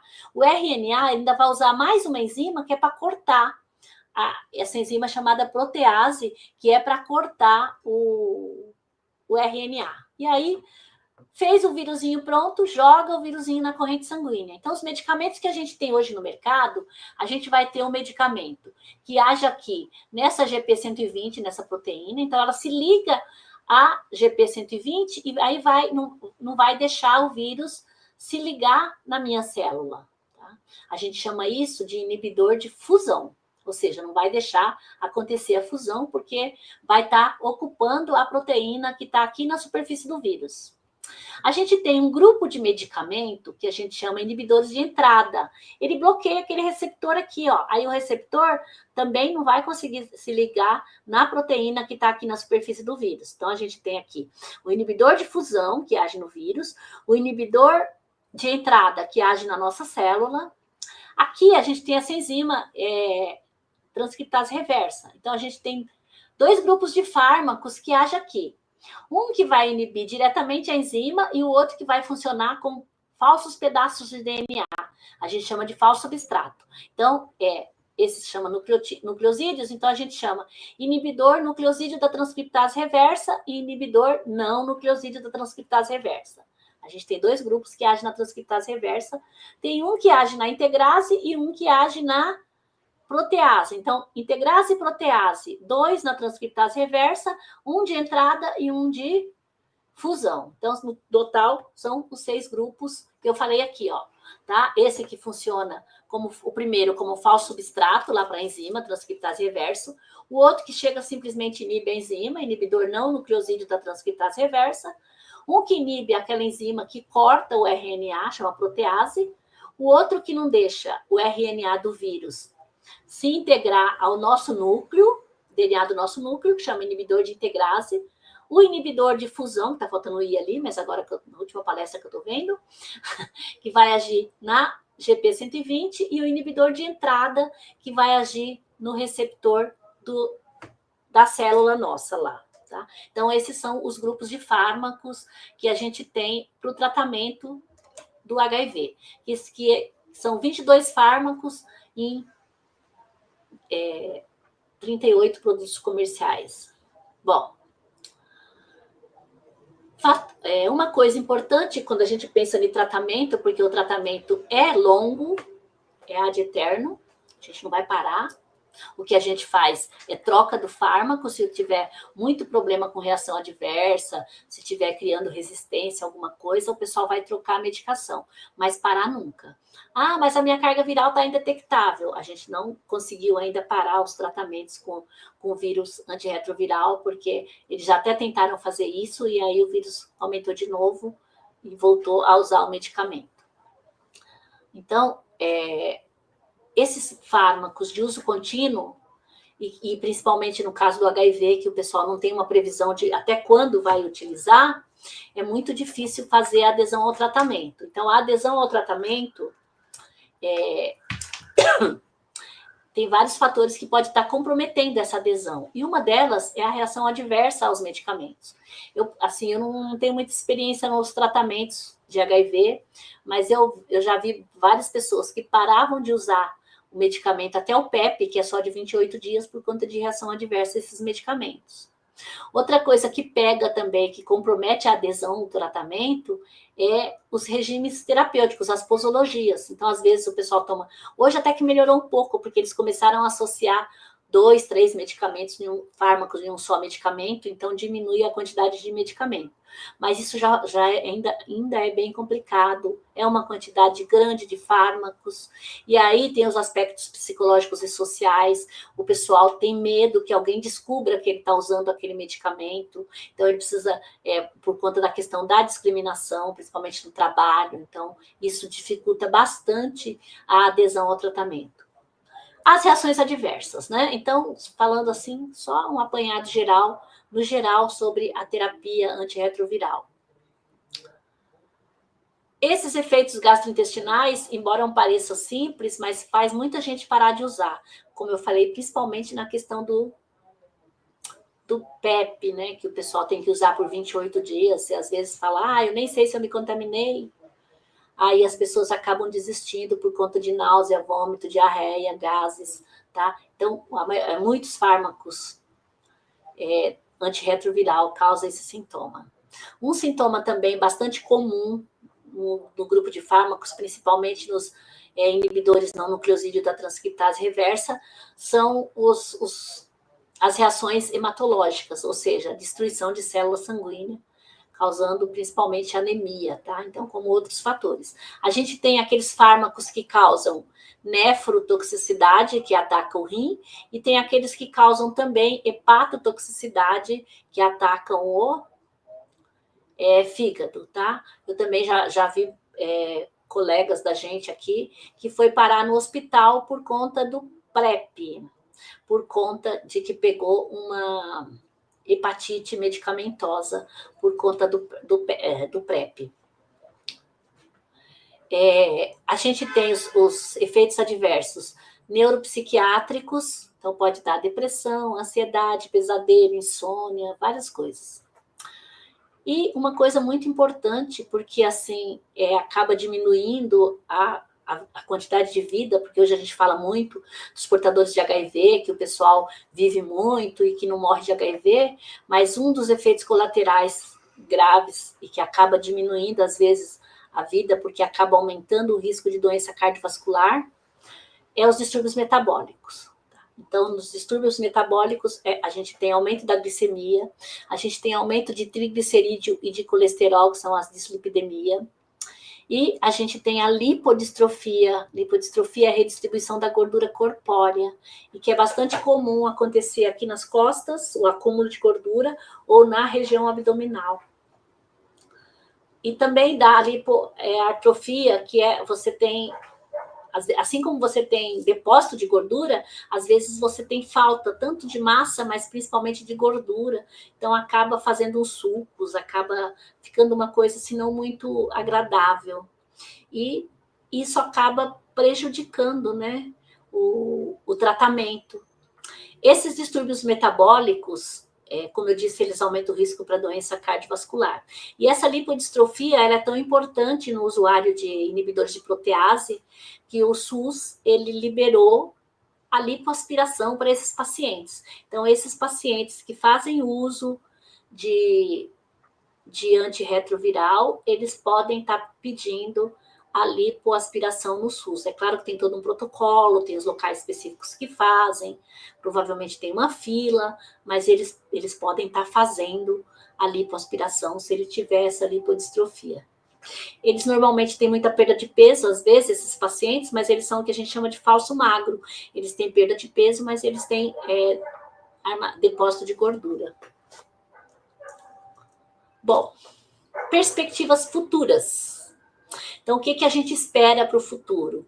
A gente espera que o Brasil atinja a meta, que seria 95, 95, 95, para que o HIV/AIDS não seja mais um problema de saúde pública no Brasil.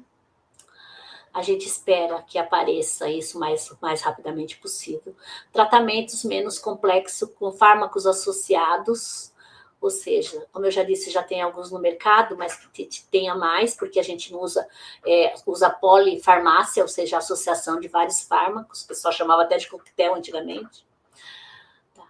Hoje a gente já tem os medicamentos em os Estados Unidos, por exemplo, já usam um medicamento injetável de dois meses, né? Então, injeções injetáveis de depósito de 2 meses, e tem aquele que eu falei lá, que é de 6 meses. Então, esses medicamentos também vai facilitar a vida dessas pessoas que tomam esses medicamentos para sempre, né? Então, vai facilitar bastante. Vai ter que continuar investindo na prevenção combinada, lembrando sempre do uso do preservativo, esperando, quem sabe, uma vacina ou até mesmo a cura. Mas, acima de tudo, eu comecei falando essa palestra falando da educação. Então, a educação e a preservação da memória mesmo da epidemia de HIV e AIDS continuam sendo elementos de luta contra o preconceito e a desinformação. Então, eu acredito muito nisso. Eu acredito que só a informação é que vai diminuir o preconceito. Tá, gente? Eu queria agradecer por vocês terem assistido minha palestra. E eu vi que ele colocou ali para divulgando o meu canal lá no YouTube, onde eu sou farmacêutica, então eu estou lá dando orientações sobre medicamento, é para a população de uma forma geral. São vídeos curtos, numa linguagem bem simples, para que a gente continue, chama-se Decifrando Medicamentos, que é para as pessoas poderem.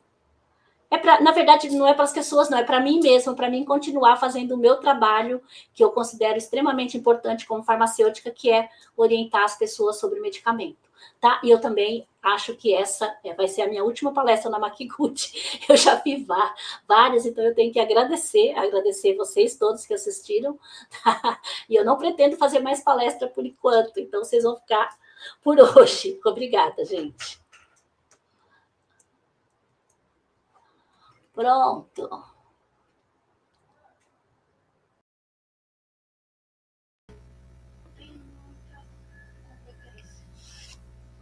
Professora Neide, que maravilha de palestra, hein? Que bom, Daniel. Que maravilha de palestra, sempre trazendo novidade. E gozado que de um ano para o outro já tem muitas novidades, né? E aí tem até muitas pessoas estão perguntando aqui. Isso, E agora eu muitas quero coisas saber das interessantes. As perguntas. Vamos lá. perguntas. Isso aí. Aproveita que é a última chance. Tem que ser saliva, certo? Mas se nessa saliva conter sangue, aí já é outra coisa, tá? Eu falei que a saliva de líquido, ela não contamina, porque a quantidade de vírus é insuficiente para contaminação. Você precisaria de 3 litros. Agora, se for um beijo sangrento, aí sim, porque no sangue a gente tem uma quantidade de vírus suficiente para estar contaminando alguém, tá? Então, sim, um beijo sangrento pega HIV. Certo. Isso é boa, hein? Beijo sangrento, hein? Isso.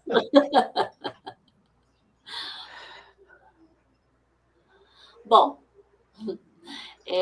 políticas públicas eu acho que a gente tem bastante, tá? Se existe uma coisa que a gente tem muita é o tratamento de HIV. Eu costumo comentar até com os meus alunos, que eu falo que tem muita gente que fala que os pacientes que fazem tratamento de HIV, que eles são privilegiados. E eles são mesmo. Eles têm bastante trabalho e o pessoal está sempre trabalhando, e está trabalhando principalmente na prevenção e no tratamento.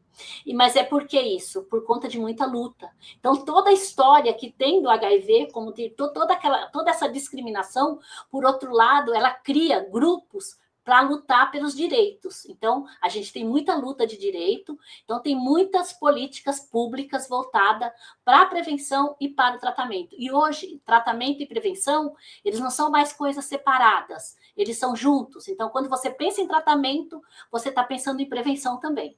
Tá? Então, porque o tratamento possibilita que o paciente tenha carga viral indetectável, que aí o risco de transmissão praticamente zero. Tá? Então, hoje, tratamento e prevenção é uma coisa só.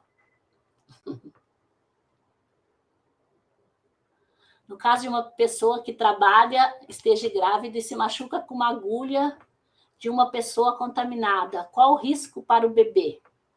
Olha, eu não sei te responder qual o risco para o bebê, eu posso te responder qual o risco para a mãe se contaminar. Esse risco, ele gira em torno de 0,3%.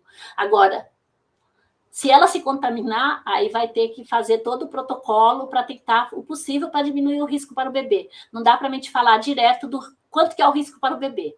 Eu posso falar do risco para a mãe, que é para o HIV, em torno de 0,3%, mas para a hepatite B pode chegar a 60%. Então, por isso que é importante. Prevenção. Qual o maior avanço da saúde no tratamento do combate ao HIV até agora? Boa pergunta.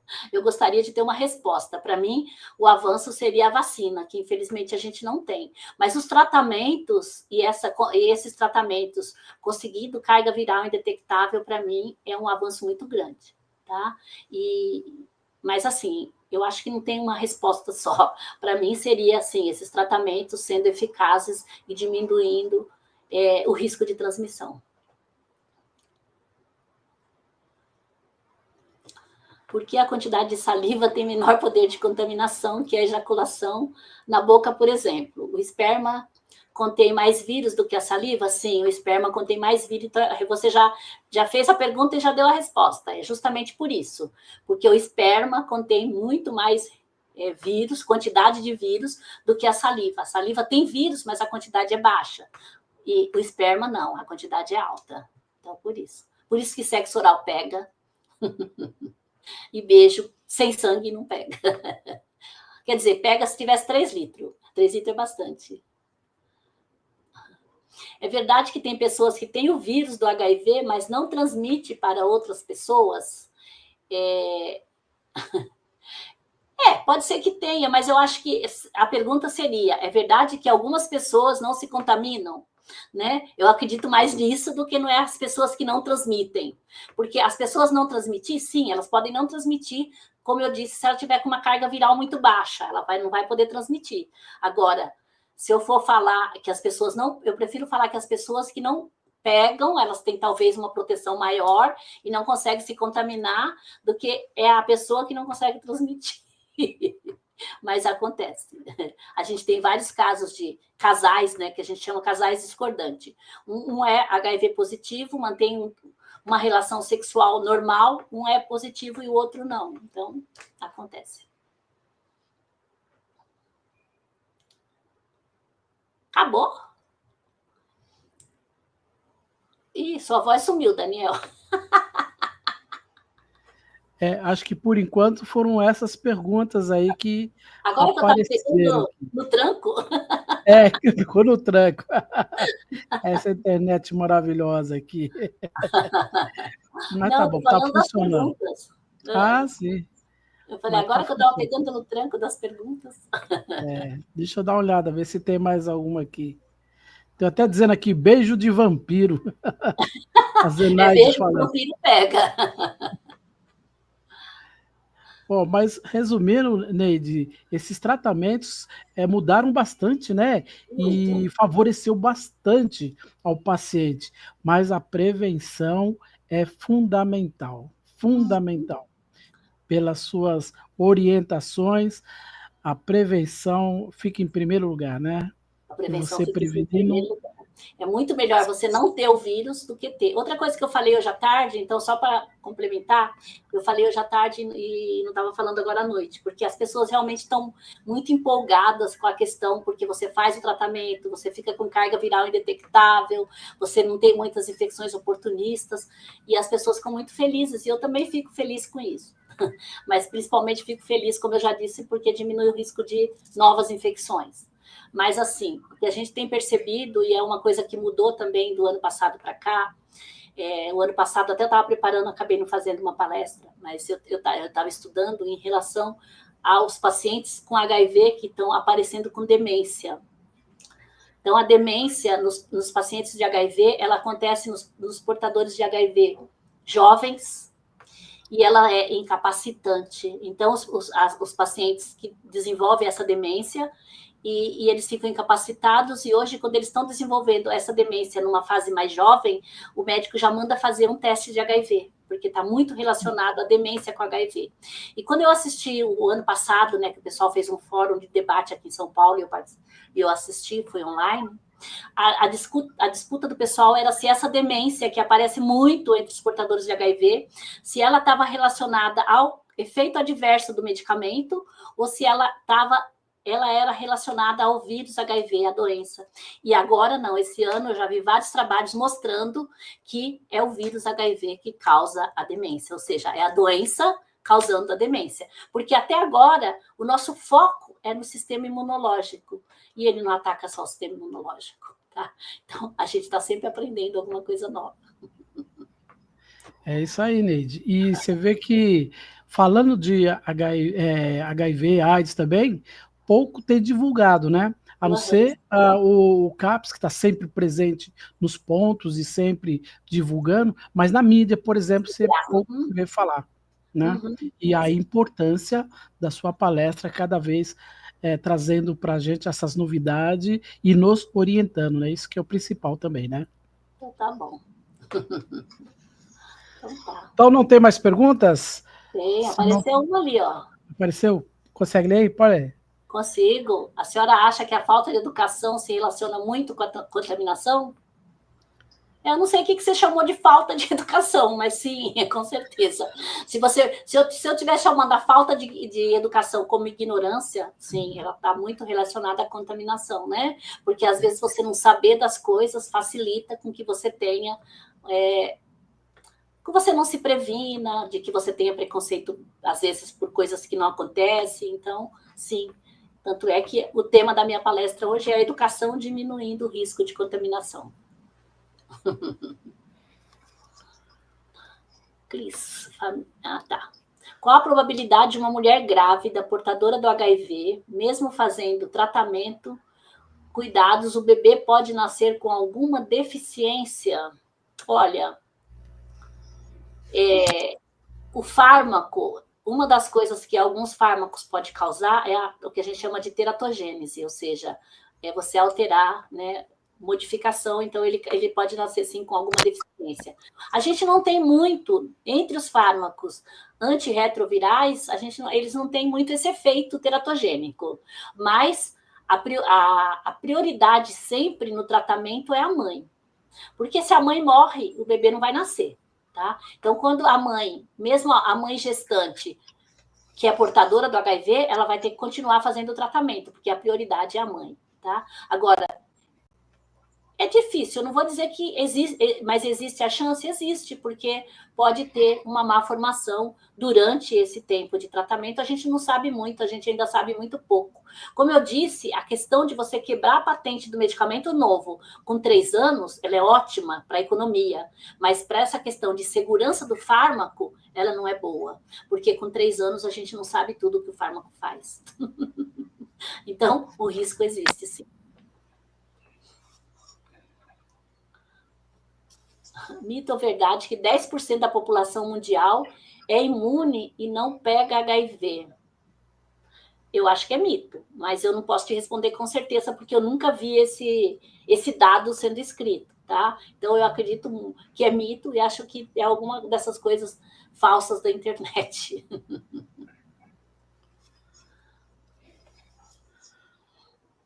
Bom, Neide, eu acho que não apareceu mais nenhuma agora.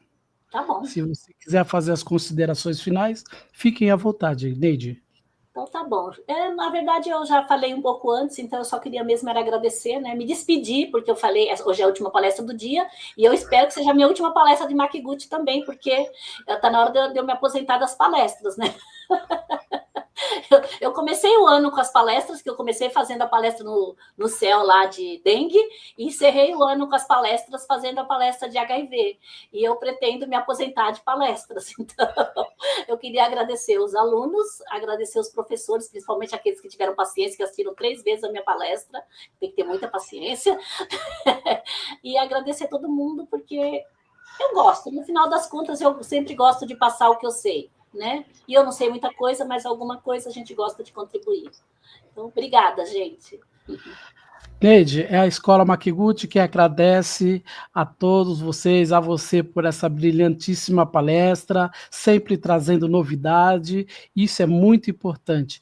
Agradecemos a todos os alunos, professores e todos que estão na plataforma nesse momento, agradecemos e pedimos, venha estudar na Makiguchi, venha aprender com esses nossos professores que vocês estão vendo aí, tá bom? Agradeço mais essa vez e, professora, esse ano pode ser a sua última, mas o ano que vem terão muitas outras. Assim esperamos. Gente, muito obrigado a todos, um grande abraço, uma boa noite, até a próxima. Se Deus quiser, tudo de bom para vocês. Tchau.